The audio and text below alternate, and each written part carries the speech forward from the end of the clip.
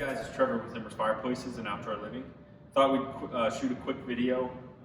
We've had a lot of customers asking whether or not it's worth the upgrade to go with the Timberline, which is going to be the top of the line in the Traeger series. And then what came out earlier this year, you probably saw our review of the Ironwood versus the Pro series. So the Ironwood's really going to be in the middle of the lineup. So you have the Pro, the Ironwood, and then the Timberline, which is going to be the top of the line model. But we haven't done a review on whether or not you should splurge for the Timberline.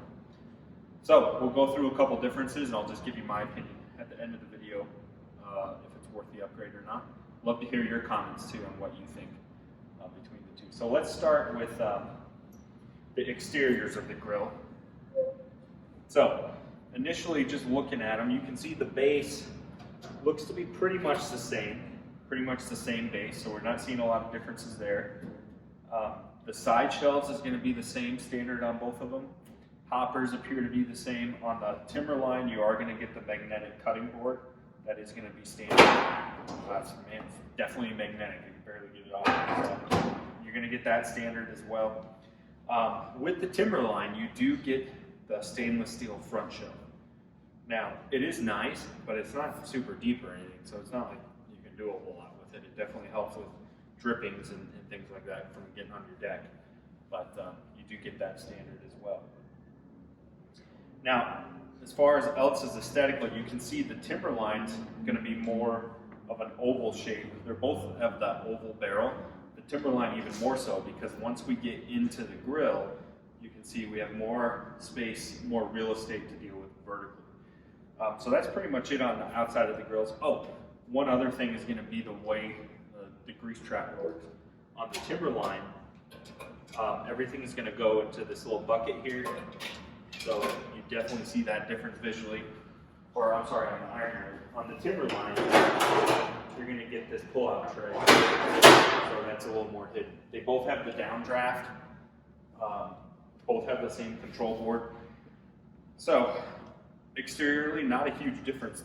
I'm not seeing a lot of difference between these two grills outside of the Timberline being a little bit bigger, front shelf, and the bamboo cutting board. So as far as controlling these units, they both have the same control board, so the controllability is going to be identical.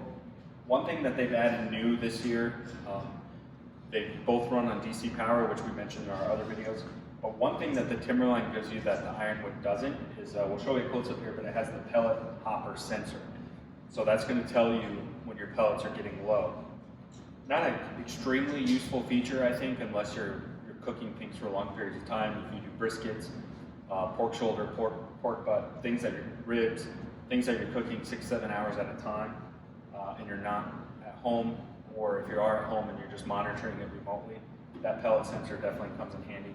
If you're just doing burgers or brats or something, you're not going to notice the difference. So that's a nice feature you get with the Timberline too. But where we really see the biggest difference in these grills is under the hood. So like we said, you get more real estate with the Timberline. So you get about 200 more square inches because we have more vertically to deal with. So we get an extra rack in here versus the 2 racks in the Ironwood. Biggest difference, I would say, between these two grills from cooking on both of them that's going to affect things is the way things cook. To me, that's when we're upgrading, it needs to affect the way we prepare our food, the way things cook, that sort of thing. So when we go to the Timberline, we have the stainless steel cooking grate. So we go from the porcelainized, which is thinner, doesn't get as hot, to the stainless steel. So we can cook at a higher temperature, we can sear better, and we have more real estate on the Timberline. On top of that, the Ironwood, you get the side insulation, but the hood is pretty much just like the Pro Series with one minor exception where we get the gasket material here, but basically the same hood or same blade as the Pro Series. Where we see a big upgrade is on the Timberline. This is a fully insulated double wall hood, and then a full gasket material, but not just on the front, it's going to be on all 4 sides of the grill. So definitely when you lift these two, it's a significant difference between the two. So we have a better, more heavy-duty hinge system on this. So those are my initial thoughts. Those are the biggest differences between the grills. But to me, really the things that stand out is going to be the actual what you're cooking on themselves and the insulated hood.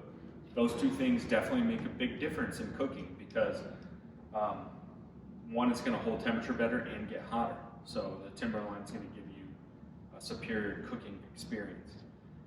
But is it worth the upgrade? That's really the ultimate question. While there'd be two things I would say that would make it worth the upgrade. If you're just a weekend warrior and you grill once or twice on the weekends, but you want something a little bit nicer than the Pro Series, I think the Ironwood is plenty good. If you're cooking 3-4 times a week and you really use your smoker a lot, I do think the Timberline's worth the investment because you're investing in the way that your food tastes, the way you prepare your food, that kind of thing, when you can get that extra temperature and get those extra sear marks with the stainless steel cooking grids. Also, if you cook in cold climates, I think the Timberline's gonna be better too. I've cooked on this guy for over a year, and I will say that even in the coldest of climates, I've never had it vary more than 2 degrees, plus or minus. So the Timberline definitely does a fantastic job at locking in the temperatures as long as you're not opening the hood. So those would be my two things. If you're cooking more than just the weekends, or if you're cooking in a cold climate, I think the Timberline is definitely worth the splurge. Or if you just like the top of the line products, I would take a look at the Timberline. If not, like I said, if you're on a budget and you cook casually, the Ironwood is definitely still a nice step up from the Pro Series. So that's just my opinion between the two. I want to get these rolling outside on a cold day, do a temperature test, see if the Timberline can actually hold temperature better. If you want to look at these products in person, don't forget these are on display in our showroom in Westminster, Colorado, in the Denver metro area. You can check out these products on our website at www.embersliving.com. Thanks so much for checking out this video. Hey guys, thanks so much for checking out this video. Make sure to hit that subscribe button, subscribe to our channel today, give this video a thumbs up, and stay tuned for more videos.